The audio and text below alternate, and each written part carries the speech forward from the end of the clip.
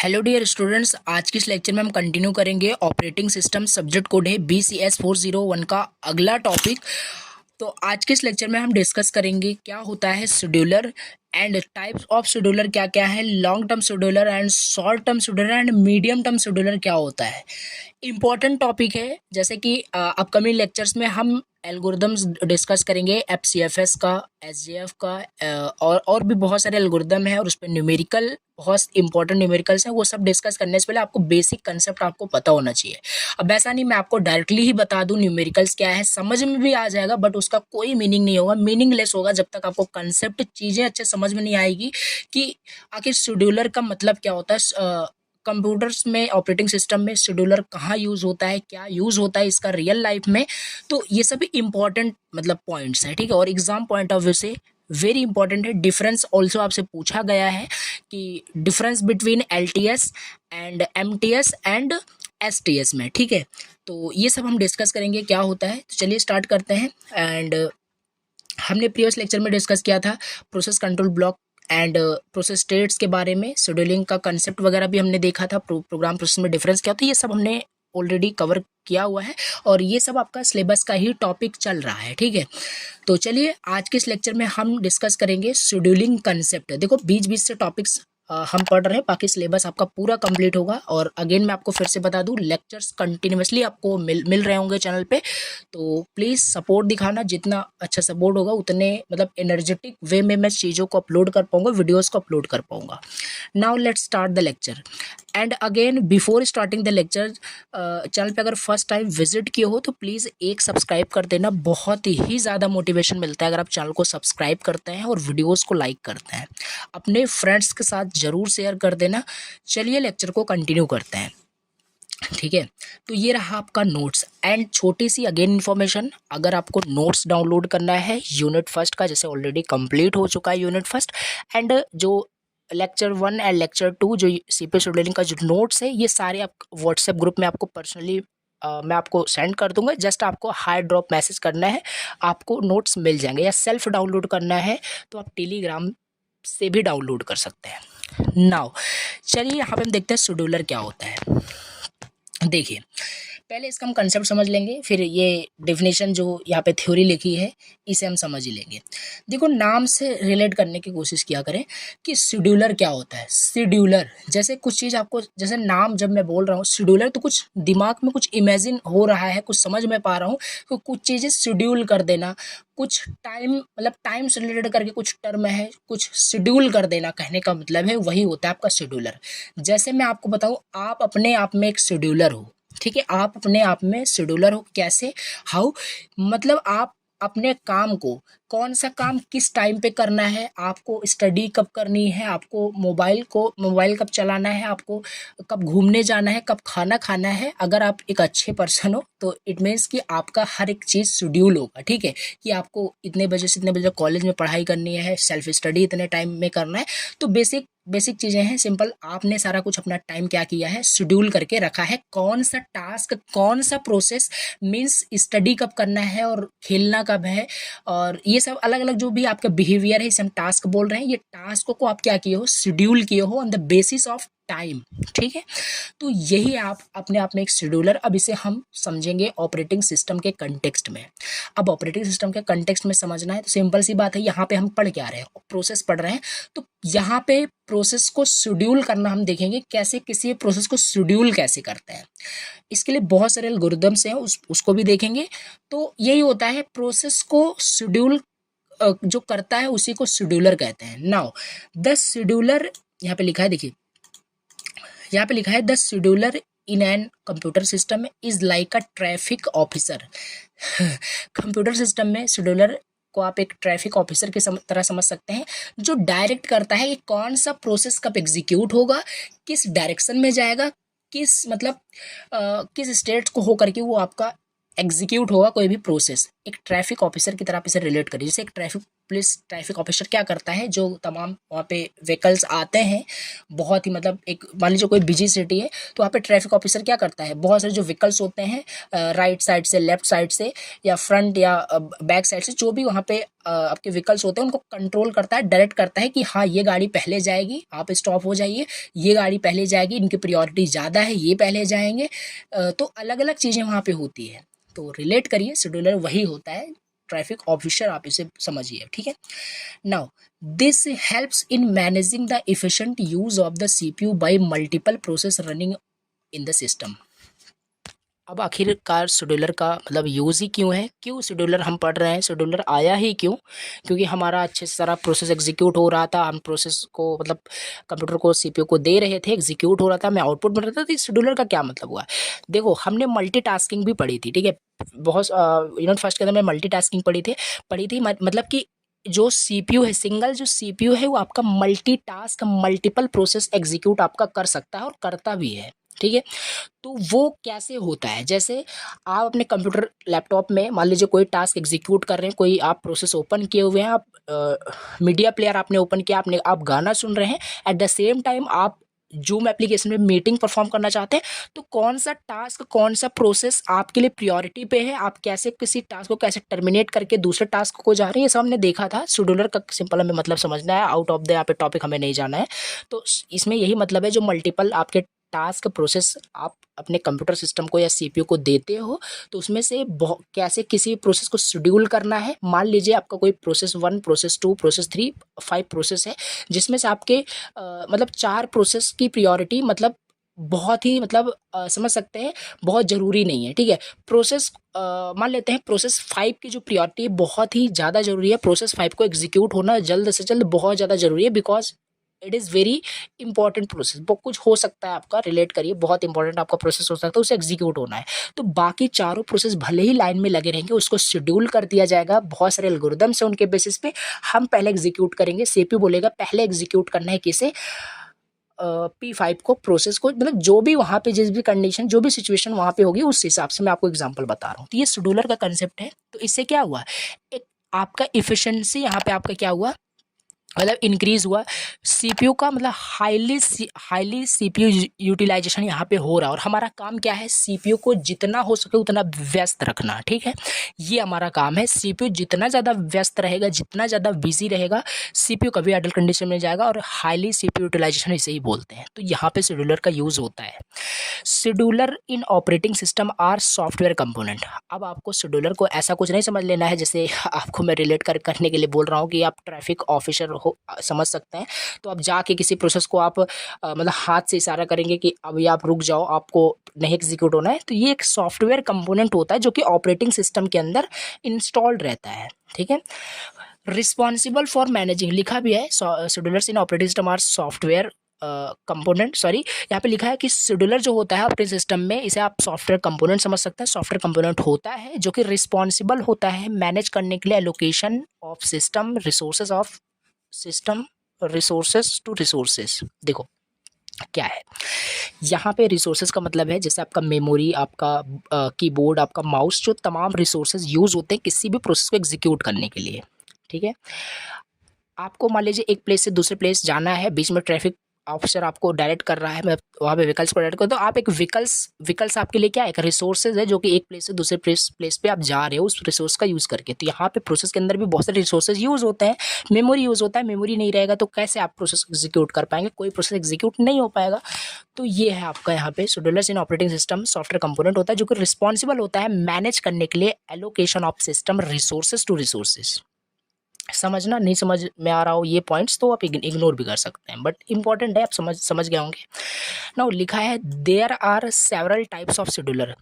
Important, बहुत सारे types के आपके शेड्यूलर होते हैं। मेनली आपके सब्जेक्ट में, आपके सिलेबस में 3 टाइप्स के आपको आपके शेड्यूलर्स दिए हैं, जो कि आपका long term scheduler, short term scheduler and medium term scheduler. Important points है, लॉन्ग टर्म शेड्यूलर्स को हम बोलते हैं जॉब शेड्यूलर भी बोलते हैं, याद रखना है। लॉन्ग टर्म शेड्यूलर को क्या बोलते हैं, जॉब शेड्यूलर भी बोलते हैं। शॉर्ट टर्म शेड्यूलर को क्या बोलते हैं, सीपीयू शेड्यूलर बोलते हैं। ये अलग अलग नेम से भी आपसे पूछे जा सकते हैं, याद रखना है। एंड मीडियम टर्म शेड्यूलर को क्या बोलते हैं? स्वैपर बोलते हैं। क्यों बोलते हैं? इनके पीछे भी एक रीज़न है, ठीक है, वो हम अभी डिटेल समझते हैं। चलिए, अब हम पहले समझते हैं लॉन्ग टर्म शेड्यूलर क्या होता है, जिसे हम जॉब शेड्यूलर क्यों बोल रहे हैं, ठीक है। लॉन्ग टर्म शेड्यूलर, इसे हम पहले इजी वर्ड में समझते हैं। देखो, लॉन्ग टर्म शेड्यूलर का क्या मतलब होता है, इसका सिंपल इतना मतलब होता है, कोई भी प्रोसेस जॉब क्यू से रेडी क्यू में लाने का जो काम होता है वो लॉन्ग टर्म शेड्यूलर करता है। जॉब क्यू क्या होता है? देखो, जॉब क्यू क्या होता है? आपका न्यू स्टेट होता है। ये सब हमने प्रोसेस स्टेट्स के अंदर देखा था, इसीलिए मैंने आपको बोला प्रीवियस लेक्चर मस्ट आपने देखा हो। तो जॉब क्यू मतलब न्यू स्टेट से रेडी स्टेट के अंदर, न्यू स्टेट से रेडी स्टेट के अंदर लाने का जो काम होता है वो कौन करता है? लॉन्ग टर्म शेड्यूलर करता है। फिगर से आप समझ सकते हैं। अब यही जो ऊपर आप इतना थ्योरी देख रहे हो, यही सब लिखा होगा वहाँ पे, ठीक है। जॉब क्यू था, जॉब क्यू में आपका कोई मतलब न्यू स्टेट में कोई प्रोसेस था जो कि the process is to be in execution, मतलब प्रोसेस आपका एग्जीक्यूट होना चाहता है, न्यू स्टेट में है, तो वो लॉन्ग टर्म शेड्यूलर की हेल्प से कहाँ पे आ जाएगा? रेडी स्टेट में आ जाएगा, रेडी क्यू में आ जाएगा, ठीक है। ये है, थोड़ा सा इसका थ्योरी भी पढ़ लेते हैं। The long term scheduler is like the gate keeper, ये गेट कीपर की तरह होता है जो डिसाइड करता है कौन सा प्रोसेस एंटर होगा, कौन सा प्रोसेस एंटर नहीं होगा। सिंपल, यहाँ पे लिखा है it select which process should be brought into the ready queue from the job queue. यहाँ पे वही लिखा है जो मैंने आपको फिगर बताया। ये सिलेक्ट करता है, ये लॉन्ग टर्म शेड्यूलर आपका सिलेक्ट करता है कि कौन सा प्रोसेस ब्रॉट होगा, मतलब लाया जाएगा रेडी क्यू के अंदर, कहाँ से? जॉब पूल से, पूल मतलब क्यू से, ठीक है, जॉब क्यू से, मतलब न्यू क्यू, न्यू स्टेट से, ठीक है। A pool containing all the process in the system waiting to be executed. Pool का मतलब क्या है? यहाँ पे लिखा है कि अ पूल जो होता है वो कंटेन मतलब किया रहता है ऑल द प्रोसेस, सारे प्रोसेस को in the system waiting to be executed, ठीक है। कुल मिला के एलटीएस आपको पता होना चाहिए, आपको पता चल गया। नाउ लिखा भी है दिस शेड्यूलर, जो लॉन्ग टर्म शेड्यूलर होता है, ये कंट्रोल करता है the degree of multi programming, degree of multi programming को ये कंट्रोल करता है, which is the number of process kept in the memory. देखो, ये जो लॉन्ग टर्म, ये छोटे छोटे पॉइंट्स तो आपको बेसिक सिंपल सी बात है याद करने पड़ेंगे कि जो आपका लॉन्ग टर्म शेड्यूलर होता है ये आपका डिग्री ऑफ मल्टी प्रोग्रामिंग को कंट्रोल करता है। बाकी मैं आपको पूरा डिटेल से वर्ड को बताऊंगा क्या है डिग्री ऑफ मल्टी प्रोग्रामिंग। देखो, डिग्री ऑफ मल्टी प्रोग्रामिंग क्या होता है, इसको कंट्रोल करता है long term scheduler. But degree of multi programming का मतलब होता है कि जो नंबर ऑफ प्रोसेस होते हैं वो आपके कंप्यूटर के मेन मेमोरी में ऑलरेडी स्टोर करके रख लिए जाते हैं। और ये डिग्री ऑफ मल्टी प्रोग्रामिंग आपका यूज़ होता है कहाँ पे? मल्टी प्रोसेसिंग के अंदर यूज़ होता है, मल्टीटास्किंग के अंदर यूज़ होता है, जहाँ पे ऑलरेडी बहुत सारे प्रोसेस क्या होते हैं कंप्यूटर्स के मेन मेमोरी में स्टोर हो जाते हैं, स्टोर मतलब रहते हैं। इसी को डिग्री ऑफ मल्टी प्रोग्रामिंग कहते हैं। लिखा भी है number of process kept in the memory. और कौन सी memory? Primary memory means main memory, ठीक है। If the long term scheduler loads too many process, देखिए यहाँ पे कुछ टर्म दिया है। अगर लॉन्ग टर्म शेड्यूलर, जैसे आपका लॉन्ग टर्म शेड्यूलर क्या करता है? कंट्रोल करता है किसे? डिग्री ऑफ मल्टी प्रोग्रामिंग को। Now degree of multi programming का मतलब क्या होता है? नंबर ऑफ प्रोसेस लोड्स और kept in the main memory. Now अगर कंप्यूटर्स के मेन मेमोरी बहुत सारे प्रोसेस ऑलरेडी केप्ट मतलब रख लेंगे, वहाँ पे स्टोर कर लेंगे, तो इसमें क्या होगा? तो द सिस्टम में स्लो, सिंपल सी बात है, आपके ऊपर मान लीजिए, रिलेट करिए, समझिए, आपके ऊपर बहुत सारा वेट रख दें आपके ऊपर, तो क्या बहुत सारे वेट को आप में भी हो सकता है आप 10 kg 20 kg 50 kg तक आप कोई वेट मतलब स्टैंड कर पा रहे हो, बट आफ्टर सर्टेन मतलब वेट आप नहीं स्टैंड कर पाएंगे, ठीक है, आप ब्रेक हो जाएंगे। तो सिंपल यहाँ पे सिस्टम की परफॉर्मेंस स्लो हो गई, सिंपल सी बात है, कॉमन सेंस लगा सकते हैं। कंप्यूटर्स के मेन मेमोरी में जहाँ पे सारा प्रोसेस आपका एग्जीक्यूट होता है उसमें पहले से बहुत सारे प्रोसेस भर के रखे जा रहे हैं, डिग्री ऑफ मल्टी प्रोग्रामिंग का वहाँ पे अप्रोच यूज़ हो रहा है, तो सिस्टम सिंपल सी बात है स्लो डाउन होगा ही होगा ड्यू टू टू मच क्या लिखा है? कंपीशन फॉर रिसोर्सेज, यहाँ पे कंप्लीशन फॉर रिसोर्सेज होना चाहिए, ठीक है। करेक्ट कर लेना स्पेलिंग, यहाँ पे वही लिखा है। सिस्टम इसे किस लिए डाउन हो गया? बिकॉज वहाँ पे number of process kept in the main memory. और ये फिगर आपको जरूर बनाना है। ये हो गया लॉन्ग टर्म शेड्यूलर, ठीक है। नाउ अब हम देखते हैं शॉर्ट टर्म शेड्यूलर क्या होता है। देखो अगर दो दो वर्ड में मैं आपको बता रहा हूँ तो बिल्कुल मैं आपको बता दूँ, समझ में आ जाएगा, बट इसमें ऑल्सो 7 मार्क्स में डिफरेंस भी पूछा जाता है, तीनों को कंपेयर करके डिफरेंस पूछता है, इसलिए मैं डिटेल्स इतना बता रहा हूँ, बहुत सारे पॉइंट्स फिर आप वहाँ पे लिख सकते हैं। तो शॉर्ट टर्म शेड्यूलर, देखो यहाँ पे आपको मीनिंग पता चल गया होगा कि लॉन्ग टर्म शेड्यूलर को जॉब शेड्यूलर क्यों कहते हैं, क्योंकि आप ये क्या करता है, जॉब क्यू से रेडी क्यू में आपका क्या लाता है, प्रोसेस को लाता है। शॉर्ट टर्म शेड्यूलर को सीपीयू शेड्यूलर डिस्पैचर भी बोलते हैं। देखियो शॉर्ट टर्म शेड्यूलर को सीपीयू शेड्यूलर भी बोलते हैं और डिस्पैचर भी बोलते हैं, ठीक है। अभी यहाँ पे हम देखते हैं शॉर्ट टर्म शेड्यूलर का मतलब क्या होता है। फिगर्स में आपको पहले समझा देता हूँ, फिगर का मतलब यहाँ पे फिगर से अच्छे से आपको समझ में यहाँ पे आएगा, ठीक है। देखिए यहाँ पे है, देखिए इसमें क्या था, प्रीवियस में जॉब से रेडी क्यू में, यहाँ पे रेडी क्यू से रनिंग क्यू में जो लाने का जो काम होता है वो शॉर्ट टर्म शेड्यूलर करता है।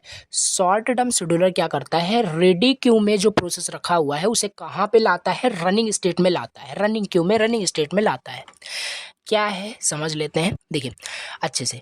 यहाँ पे लिखा है the short term scheduler is makes quick decision, ठीक है। शॉर्ट टर्म शेड्यूलर नाम सजेस्ट हो रहा है, शॉर्ट टर्म शेड्यूलर जो होता है ये क्विक डिसीजन के लिए आपका मतलब यूज होता है, इसे शेड्यूल किया जाता है, ये क्विक डिसीजन आपको प्रोवाइड करता है। It decide which process in the ready queue, ये डिसाइड करता है कि कौन सा प्रोसेस रेडी क्यू में है, should be executed next by the CPU, और उसे एग्जीक्यूट कब करना है, रेडी क्यू में कब लाना है, सॉरी रनिंग में कब लाना है, ये आपका शॉर्ट टर्म शेड्यूलर करता है। इसका हम आगे देखेंगे भी कौन कौन से आपके शॉर्ट टर्म शेड्यूलर होता है, ये सब देखेंगे। हम तो अभी कंसेप्ट समझ रहे हैं क्या होता है शॉर्ट टर्म, क्या होता है लॉन्ग टर्म शेड्यूलर, ये सारी चीज़ हम देख रहे हैं। यहाँ पे लिखा है this scheduler runs much more frequently than the long term scheduler. ये जो शेड्यूलर होता है यानी शॉर्ट टर्म शेड्यूलर जो होता है ये रन करता है more frequently than the long term scheduler. अगर आपसे कोई पूछता है लॉन्ग टर्म शेड्यूलर और शॉर्ट टर्म शेड्यूलर में कौन मतलब फ्रिक्वेंटली मतलब रन करता है, कौन फास्ट रन करता है, मीन्स वहाँ पे शॉर्ट टर्म शेड्यूलर यहाँ पे रन करता है। एंड मेक डिसीजन क्विकली, और ये डिसीजन बहुत जल्दी मतलब क्विकली यहाँ पे आपको रिस्पॉन्स देता है। To keep the CPU as busy as possible means utilization of CPU. Lines को पढ़िए समझ में अच्छे से आएगा। यहाँ पे लिखा है the scheduler runs much more frequently than the long term scheduler and make decision quickly to keep the CPU as busy as possible means utilization of CPU. Now the short term scheduler और CPU scheduler वही है। Short term scheduler को हम CPU scheduler बोल रहे हैं, dispatcher बोल रहे हैं, जो कि क्या करता है, select from among the process that are ready to execute, जो मतलब रेडी है एग्जीक्यूट करने के लिए उसको सेलेक्ट करता है और उसे एलोकेट करता है सीपीयू वन ऑफ देम। देखो एक वर्ड में समझना, यहाँ पे जैसे मैंने ऑलरेडी आपको बताया कोई प्रोसेस एग्जीक्यूट होने के लिए रेडी है, रेडी क्यू में है, उसे रनिंग में लाने का काम, उसे सीपीयू देने का काम कौन करता है, शॉर्ट टर्म शेड्यूलर करता है, ठीक है।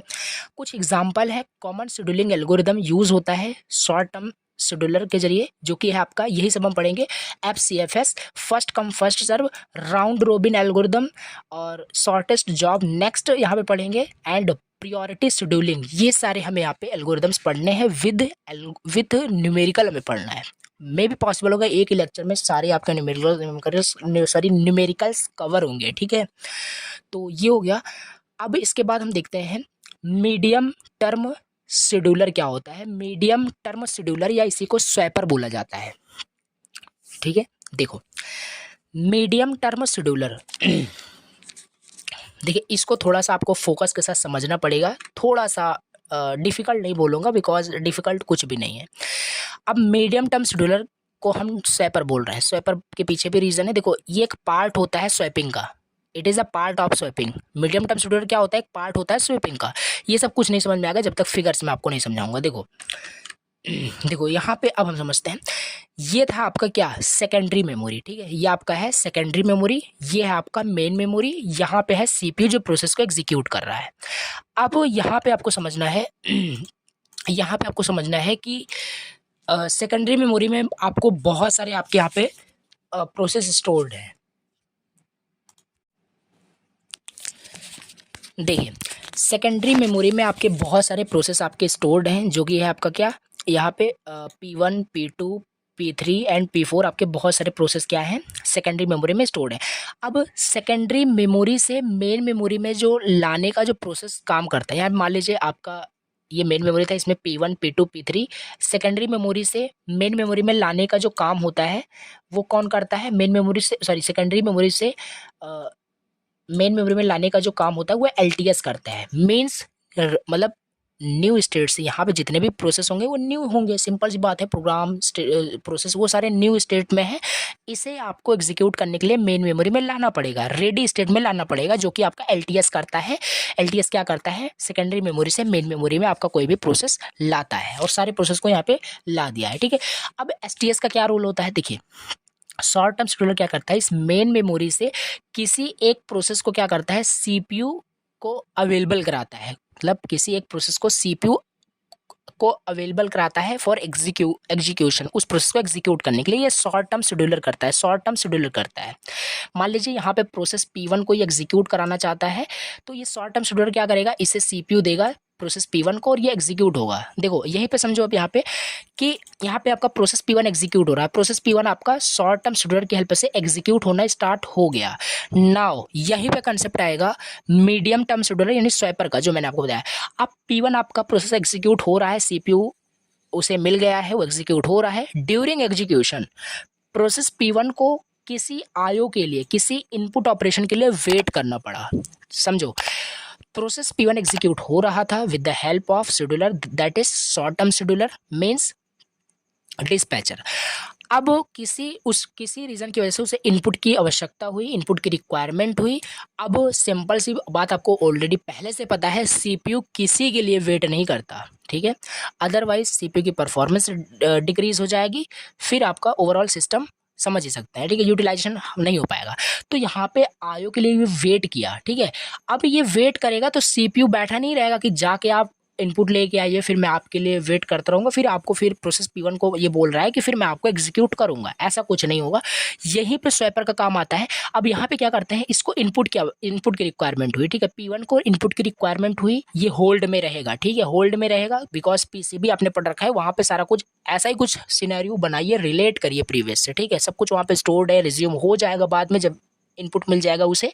अब इस प्रोसेस P1 को हम क्या करेंगे, देखो इसे इनपुट की रिक्वायरमेंट हुई, इसे हम क्या करेंगे, मेन मेमोरी में लाएंगे, एंड मेन मेमोरी से इसे हम कहाँ पे कर देंगे, सेकेंडरी मेमोरी में डाल देंगे। ये फिर से आपका सेकेंडरी मेमोरी में आपका स्टोर हो जाता है, ठीक है। ये एग्जीक्यूट हो रहा था बट किसी इनपुट की वजह से, इनपुट की रिक्वायरमेंट है, इसे फिर से स्वैप कर दिया गया, इसे कहाँ पे ला दिया गया, सेकेंडरी मेमोरी में डाल दिया गया, ठीक है। अब क्या होगा, अब मान लीजिए प्रोसेस P1 आपका यहाँ पे आ गया है। अब मान लीजिए किसी और को CPU चाहिए होगा, मान लीजिए किसी की प्रायोरिटी प्रोसेस P2 को ज़रूरत है, तो process P2 short term scheduler क्या करेगा, प्रोसेस P2 को CPU अवेलेबल करा देगा। नाउ यहाँ पे P2 आपका क्या होगा, एग्जीक्यूट होना स्टार्ट हो जाएगा। P2 आपका CPU ले चुका है, जो भी ऑपरेशन टास्क जो भी है आपका प्रोसेस P2 एग्जीक्यूट हो रहा होगा CPU के जरिए, ठीक है। अब उसी दौरान मान लो P1 का इनपुट रिक्वायरमेंट जो है वो पूरा हो गया। अगेन इस प्रोसेस P2 को ये होल्ड करके यहाँ पे ला देगा। देखो स्वैपिंग ही हो रहा है, स्वैप इन स्वैप आउट समझ सकते हैं, इसीलिए स्वैपर इसे बोला गया। और प्रोसेस P1 का इनपुट रिक्वायरमेंट पूरा हो गया, अब इसे फिर से यहाँ पे इसे अवेलेबल कराया जाएगा, ये फिर से एग्जीक्यूट हो जाएगा। तो ये सारी चीज़ें यहाँ पे क्या हो रहा है, जो स्वैपिंग हो रहा है, इसे स्वैप किया जा रहा है, स्वैप आउट स्वैप इन किया जा रहा है सेकेंडरी मेमोरी से, ये हो रहा है किसके जरिए, मीडियम टर्म शेड्यूलर के जरिए, ठीक है। यही था आपका। नाउ आप समझ में आएगा, आप थ्योरी अब पढ़ेंगे तो लिखा भी है, it is a part of swapping, ठीक है। Some running process requires IO operation, वही जो बताया, in this condition process suspend करेगा from main memory and placed on the secondary memory, जो बताया वही लिखा है, उसे सेकेंडरी मेमोरी में चलो डाल दिया, ठीक है। And then the process after a while reloaded in memory and continued where they left earlier, जहाँ से वो छूटा था उसे फिर से उठाया जाएगा सेकेंडरी मेमोरी से, तो फिर से वहीं से आपका रिज्यूम हो जाएगा बिकॉज PCB क्रिएट होता है, सब हमने पढ़ा है। These swap in and swap out done by MTS, ये जो स्वैप इन हुआ स्वैप आउट हुआ, ये डन होता है किसके जरिए, मीडियम टर्म शेड्यूलर के जरिए, ठीक है। ये हो गया, और ये फिगर आपको बनाना है।